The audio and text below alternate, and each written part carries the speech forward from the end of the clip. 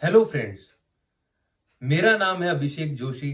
मैं एक speaking coach हूं और आप में से बहुत सारे लोगों ने मुझसे एक सवाल पूछा है कि सर, हम स्टैमरिंग को ओवरकम करने के लिए, सिचुएशंस को फेस करने के लिए तैयार तो हो जाते हैं, लेकिन सर, जब हम रियल टाइम इंप्लीमेंटेशन करते हैं तो हमारे माइंड में वही पुराने स्टैमरिंग के बैड एक्सपीरियंसेस एक लूप की तरह बजते रहते हैं और वो हमें इंप्लीमेंट करने से रोकते हैं। दोस्तों, आज मैं इसी बर्निंग टॉपिक के ऊपर ये वीडियो बनाने जा रहा हूं और इसी वीडियो को आप अंत तक जरूर देखिएगा, क्योंकि इस वीडियो में मैं वो सीक्रेट स्टेप्स शेयर करूंगा जो आपको एग्जैक्टली ये समझने में हेल्प करेंगे कि कैसे आप उन्हीं बैड एक्सपीरियंसेस को यूज करके अपनी प्रॉब्लम को सॉल्व कर सकते हैं, इंप्लीमेंट कर सकते हैं। दोस्तों, ये जो पॉइंट्स हैं ये एक नॉन स्टैमरर के लिए भी है, और अगर आपको भी किसी एम को अचीव करना है तो आई एम श्योर कि ये पॉइंट्स आपको जरूर हेल्प करेंगे। तो चलिए दोस्तों, समझते हैं वो सीक्रेट पॉइंट्स कि कैसे आप अपने बैड एक्सपीरियंसेस को ही यूज करके अपने एम को अचीव कर सकते हैं। इसमें सबसे पहला पॉइंट आएगा कि अपने प्रॉब्लम्स को फेस करो, उसको अप्रिशिएट करो। ये अप्रिशिएट का क्या मतलब है? मैं अपनी प्रॉब्लम्स को भला अप्रिशिएट कैसे कर सकता हूं? दोस्तों, रामायण में भगवान श्री राम को भी 14 साल का वनवास दिया गया था। अगर वो चाहते तो उस वनवास में नहीं भी जा सकते थे। उनके सामने एक तरफ था उनका राजपाट और एक तरफ था 14 साल का वनवास। दोस्तों, उन्होंने 14 साल के वनवास को चूज किया और ज्यादा प्रॉब्लम के बारे में नहीं सोचा, बस उस प्रॉब्लम को एक्सेप्ट किया, अप्रिशिएट किया और आगे बढ़ गए। ऐसे ही दोस्तों, हमारी लाइफ में भी हमेशा दो चॉइसेस होंगी। एक चॉइस होगी जो शायद हमें कंफर्ट जोन की तरफ लेकर जाए, लेकिन दूसरी चॉइस होगी कि उस प्रॉब्लम को फेस किया जाए, उसके सॉल्यूशन के बारे में सोचा जाए और इस प्रॉब्लम से निपटा जाए। दोस्तों, अगर हम फर्स्ट ऑप्शन को चूज करेंगे, जो कि आप शॉक हो जाएंगे कि 95% लोगों से भी ज्यादा इस प्रॉब्लम को सॉल्व करने के लिए लोग फर्स्ट ऑप्शन को चूज करते हैं कि हमें बस अपने कंफर्ट जोन में रहना है, दुनिया गई तेले। लेकिन अगर आप उन 5% लोगों में आना चाहते हैं तो आपके लिए है ऑप्शन 2, उस प्रॉब्लम को फेस करो, समझो। और अगर आप और ज्यादा डीप जाएंगे तो आपको पता चलेगा कि हर एक प्रॉब्लम के सॉल्यूशन के बाद आपका माइंड एक लेवल से दूसरी लेवल में अपग्रेड हो जाता है। दोस्तों, जरा सोचिए कि आज आपके सामने जितने भी इन्वेंशंस हैं जो आपको अपनी आंखों से दिखाई देते हैं, जो दिखाई नहीं देते मैं उसकी तो बात ही नहीं कर रहा हूं, जो इन्वेंशंस आपको अपनी आंखों से दिखाई देते हैं वो बेसिकली रूट लेवल पे एक प्रॉब्लम रही थी। एक प्रॉब्लम थी कि हम इतने दूर हैं हमारे लव्ड वन से, हमारे फैमिली मेंबर से, हम उनसे बात नहीं कर पा रहे, जिसका सॉल्यूशन टेलीफोन के जरिए आया। प्रॉब्लम थी कि हम दूर दूर तक ट्रेवल करने में बहुत ज्यादा हमारा टाइम लग जाता है, हम फटाफट ट्रेवल नहीं कर सकते, तो उसके सॉल्यूशन में आ गया एरोप्लेन। कुछ ही घंटों में आप एक जगह से दूसरी कंट्री में या बहुत दूर जगह पर पहुंच जाते हैं। तो दोस्तों, अगर आप अपनी प्रॉब्लम्स को एप्रिशिएट करोगे और उसे एक अपग्रेड के नजरिए से देखोगे कि यस, जब ये प्रॉब्लम सॉल्व होगी तो मैं जहां आज खड़ा हूं मैं उससे ऊपर ही रहूंगा, तो आप देखोगे कि वो प्रॉब्लम आपको प्रॉब्लम नहीं लगेगी, एक अपॉर्चुनिटी लगेगी आगे बढ़ने के लिए। ऐसे ही स्टैमरिंग है। अगर आप स्टैमरिंग को एक प्रॉब्लम की तरह देखोगे और उसको लेकर रोते रहोगे तो जिंदगी में आपकी स्टैमरिंग कभी सॉल्व नहीं होगी। लेकिन अगर आप इस प्रॉब्लम को एज अपॉर्चुनिटी की तरह देखोगे कि नहीं, मुझे स्टैमरिंग भले हुई है, भले आज मैं करके बोल रहा हूं, लेकिन अगर मैं इसकी प्रैक्टिस करता रहा, अगर मैं और लोगों से बात करता रहा, तो आज नहीं तो कल ये प्रॉब्लम सॉल्व होगी और मेरी स्टैमरिंग गायब हो जाएगी। फ्रेंड्स, इसी से रिलेटेड हमारा दूसरा पॉइंट आता है और वो है डर को और डराओ। दोस्तों, डर क्या होता है बेसिकली? डर बेसिकली कुछ नहीं, लैक ऑफ एजुकेशन होता है। ज्ञान का स्तर जब कम होता है तो हमारा डर बढ़ जाता है। जैसे कि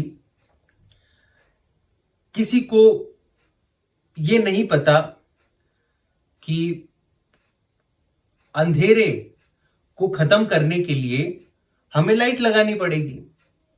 उसको ये नॉलेज ही नहीं है।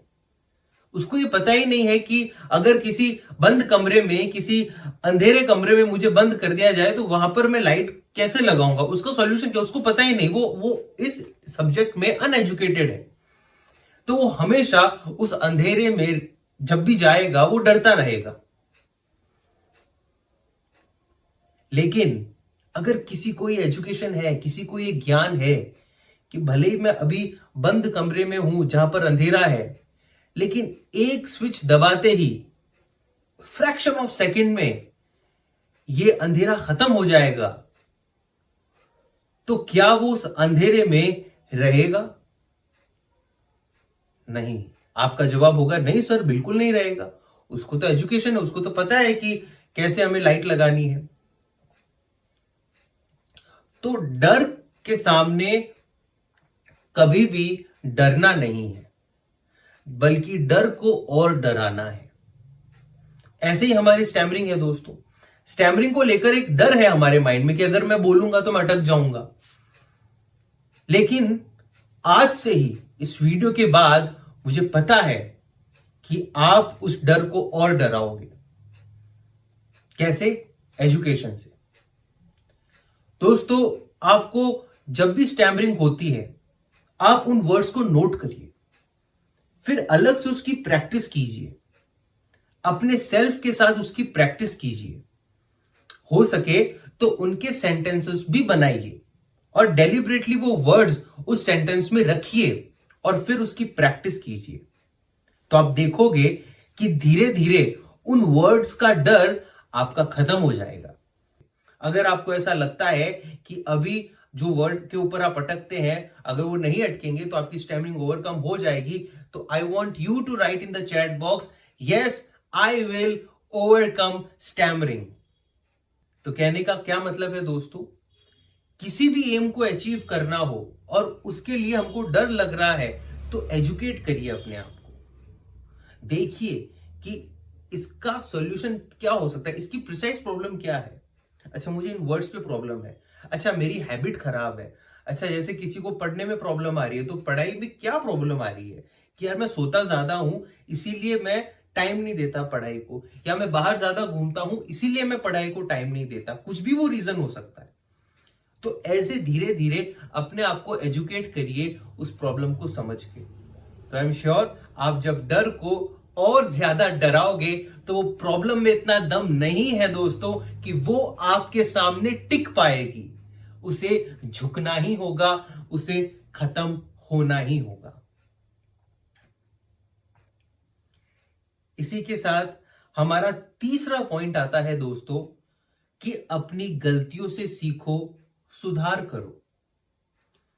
अब दोस्तों, आप बहुत अच्छे से प्रैक्टिस कर रहे हैं, आपने अपनी प्रॉब्लम को सॉल्यूशन में कन्वर्ट करने की एजुकेशन भी ले ली है, लेकिन क्या ऐसा है कि आप एफर्ट्स डालते जाएंगे और एफर्ट्स डालते ही आपको रिजल्ट मिल जाएगा?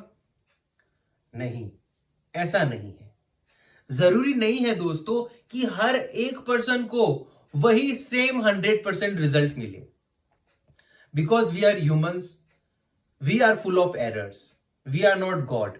अगर भगवान होते तो गलतियां नहीं होती, इंसान है इसलिए गलतियां होती है। तो इसका मतलब क्या है दोस्तों कि आपसे कोई ना कोई गलती होगी ही होगी, इसको आप अवॉइड नहीं कर सकते। लेकिन आप एक चीज जरूर कर सकते हो, वो है तो सुधार, रेक्टिफिकेशन, कि आप उस गलती को सुधारें और फ्यूचर में उस गलती को ना करें। सो दोस्तों, अगर आपसे कोई भी गलती हो रही है और आपको समझ में आ जाए कि भाई ये गलती मुझसे हो रही है जिसकी वजह से मुझे वो डिजायर्ड रिजल्ट नहीं मिल रहा है जो मुझे मिलना चाहिए था, तो आप क्या कीजिए, उस गलती को नोट करिए और ये मेक श्योर कीजिए कि मैं इसको सुधार करूंगा, मैं इसको रिपीट नहीं करूंगा, मैं इसको रेक्टिफाई करूंगा। तो इसी के साथ हमारा फोर्थ पॉइंट आता है, और वो ये है कि अपने कंफर्ट जोन को चेंज करिए। दोस्तों, एक बात सोचिए, अगर आप एक ही रूम में प्रैक्टिस करते जाएंगे और बस कुछ लोगों के सामने इंप्लीमेंट करेंगे जो शायद आपके कंफर्ट जोन में है, तो क्या आपका रिजल्ट और अच्छा हो पाएगा? प्रैक्टिकली सोचिए कि मैं सिर्फ सुबह उठता हूं, अपने वर्ड्स की प्रैक्टिस करता हूं, 4 लोगों के सामने इंप्लीमेंट करता हूं, तो क्या आपको वो डिजायर्ड रिजल्ट मिल पाएगा? नहीं मिल पाएगा। क्यों? क्योंकि धीरे धीरे वो आपका कंफर्ट जोन बन चुका है।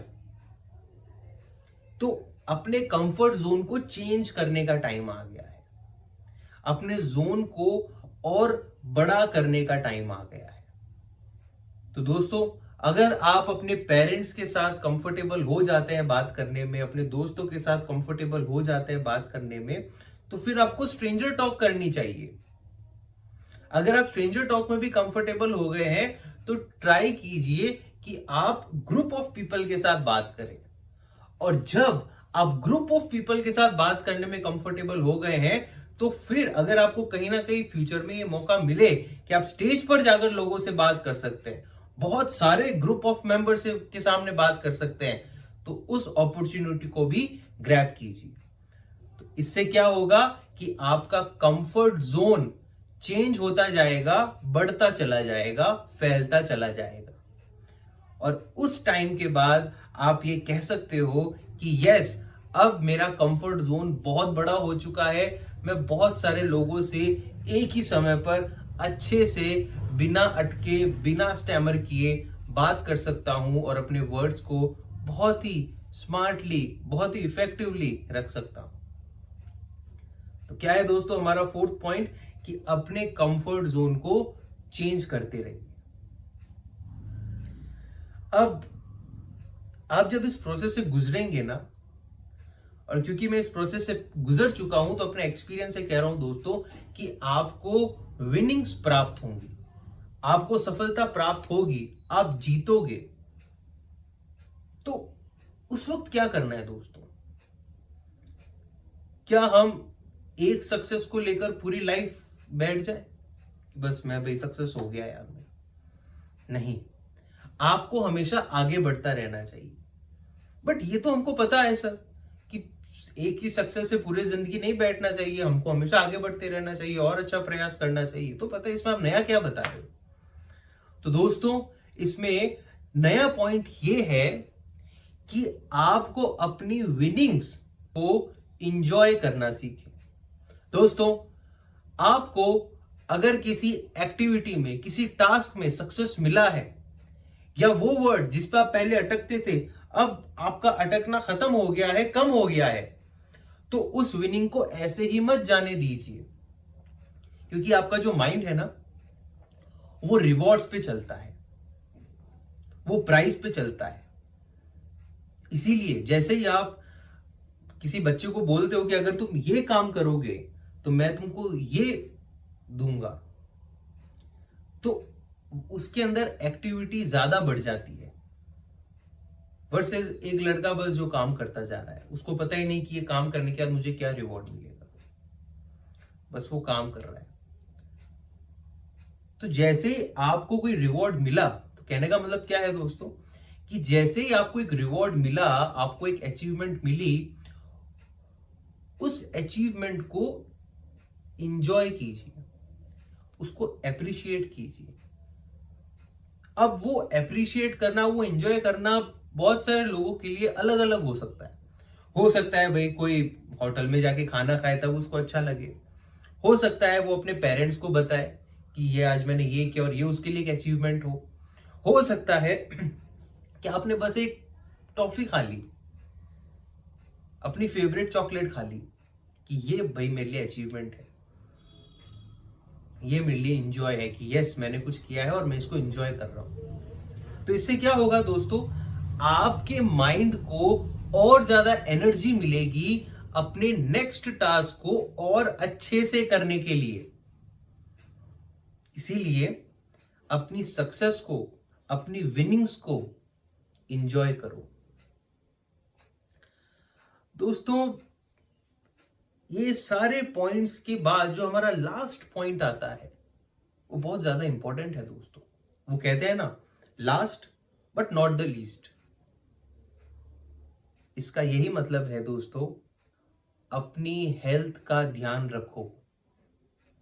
ऐसा नहीं होना चाहिए कि प्रैक्टिस करते करते आप इतने एग्जॉस्ट हो गए कि आप कोई एक्सरसाइज भी नहीं कर रहे हो, आप अच्छे से खाना भी नहीं खा रहे हो, आप कुछ फिजिकल एक्टिविटी नहीं करो, बस प्रैक्टिस करते जा रहे हो, 24 घंटा बस एक ही लूप में बचते चले जा रहे हो। ऐसा नहीं होना चाहिए। अपनी हेल्थ का भी ध्यान रखना चाहिए, क्योंकि जब आप बाहर जाके लोगों से बात करोगे तो वहां पर आपकी हेल्थ ही तो काम आएगी। अगर आपकी बॉडी में एनर्जी ही नहीं है तो आप इंप्लीमेंटेशन कैसे करोगे। इसीलिए अपनी हेल्थ का ध्यान रखना बहुत जरूरी है। मेक श्योर कीजिए दोस्तों कि आप दिन में अच्छे से एक्टिव रहें, आप सुबह जल्दी उठ पाए, तकरीबन 7 या 8 बजे तक, और हर दिन, ये बात हो सके तो लिख के रख लेना, हर दिन कम से कम आपकी 6 घंटा तो नींद होनी ही चाहिए। 8 घंटे हो रही है तो it's like cherry on the cake, सोने पे सुहागा वाली बात है। लेकिन 6 घंटे की डीप स्लीप जरूर होनी चाहिए, बिकॉज ये स्लीप आपको फंक्शन करने में हेल्प करती है, आपको इंप्लीमेंट करने में हेल्प करती है, और आपकी ओवरऑल एक्टिविटी में वो काम करती है। सो आई होप दोस्तों इस वीडियो से आपको ये समझ में आया होगा कि कैसे आप अपनी स्टैमरिंग को सॉल्व कर सकते हैं, या कोई भी प्रॉब्लम को सॉल्व कर सकते हैं, अपने एम को अचीव कर सकते हैं, और जो भी पुरानी मेमोरी है उसको कैसे ओवरकम करना है ये आप समझ सकते हैं। सो आई होप इस वीडियो से आपको कुछ नया सीखने को मिला होगा, कुछ नया जानने को मिला होगा। मिलते हैं दोस्तों आपसे एक नए वीडियो में, तब तक के लिए कीप प्रैक्टिसिंग, कीप इंप्रूविंग।